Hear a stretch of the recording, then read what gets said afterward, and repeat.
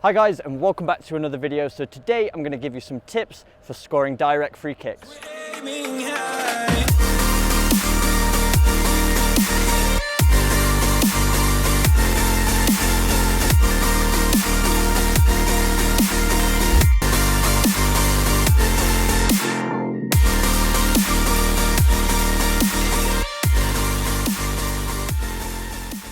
So the first thing is setting up the free kick, and you want to play around with this and find the routine that works best for you. But I like to place the ball down with two hands and place my kicking foot beside the ball. This is just something I can replicate every single time. It's almost like a tennis player. Some players like to bounce the ball before they take a serve. It's just getting that muscle memory, working through the steps so that they can repeat the same free kick or the same shot every single time. When I've placed the ball down, I take about 5 or 6 steps back, and I always put my kicking foot leading. And as you can see, I'm about 90 degrees between the ball and the goal.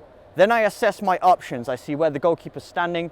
Most goalkeepers are going to set up the wall to block the side that they want you to shoot because they're hoping that the wall is going to block it. So they'll leave one side free and they'll guard the side that the wall is not covering. So you want to assess the goalie. If it looks like he's going to come across and try and anticipate that shot, you can always reverse it and shoot on the goalie's side. You're going to need to put a little bit more power to catch him out for that one. But 9 times out of 10, they're going to set it this way, and you want to go over the wall, which requires a little bit of curl and a little bit of dip. So now we've placed the ball down, we've decided where we want to strike the ball. Now we have to take care of our run-up. Again, you want to play around with this, find what works most comfortably for you. For me, I like to do it with wide strides and control. So I'm not sprinting up to the ball, but I'm striding into it.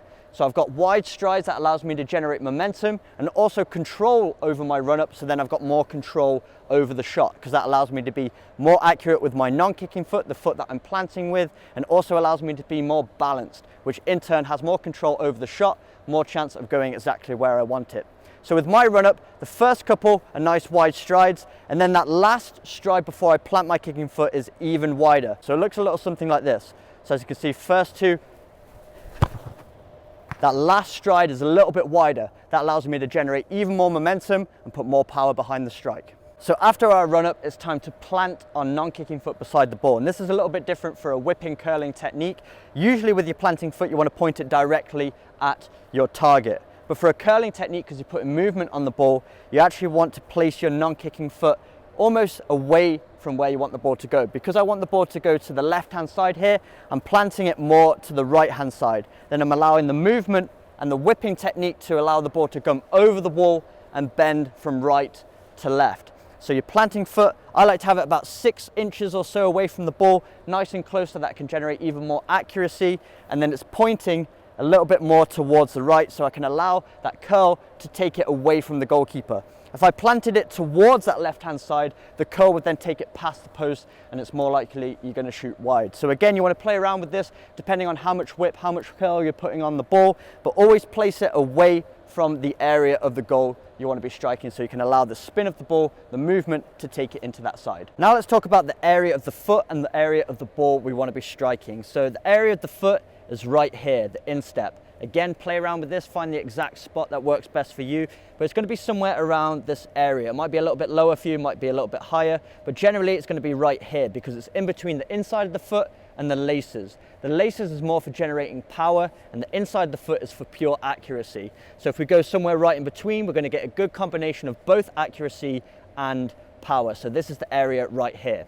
Then when it comes to striking the ball, I want to hit that lower right hand side. That's going to allow me to lift the ball, but as you'll notice when I'm striking it, I'm pointing my toes upward so that when I hit it with this area of the foot, I'm wrapping up the ball to give it this kind of arced spin. So you notice the ball kind of spins in this direction, so it gives both right to left movement, but also a little bit of up and down because you want to get it over the wall, but then you want it to drop on the opposite side. So angle your foot, hit it with the instep, cutting up the ball and arcing it so you get this kind of spin on the football. So once we've struck the ball, now we have to follow through, and the follow through is very important to have the right effect on the ball to give it that whip, give it that curl, and also have control over the shot. What I usually do, I'll lean back as I'm about to plant my foot, then as my leg comes through to swing, I then arc forward. So I go from a backwards position into a forwards position. Then what I'm doing with my arm is extending it and I'm extending my leg at the same time. And then as I swing through, my arm swings towards my leg. So those two movements, with your back coming from a backwards position to a forwards position, and also your arm and leg swinging opposite each other, gives you that momentum, which allows you to really snap the ball, making it really aggressive with the spin, gives it more curl, and gives you that whipping technique. And the final bonus tip is, after you've struck the ball, come off of your non-kicking foot. That allows you to have even more control. If you stay on your non-kicking foot, it's easy to come off balance, which is going to ruin your shot essentially. So if you strike, have discipline, come off of that non-kicking foot, you're going to have a lot more control over the shot. So there we go, guys. Those are all the tips I have for you today. And my final piece of advice is just getting out there, repeating it over and over and over again until practice makes permanent. I'll see you guys in my next video.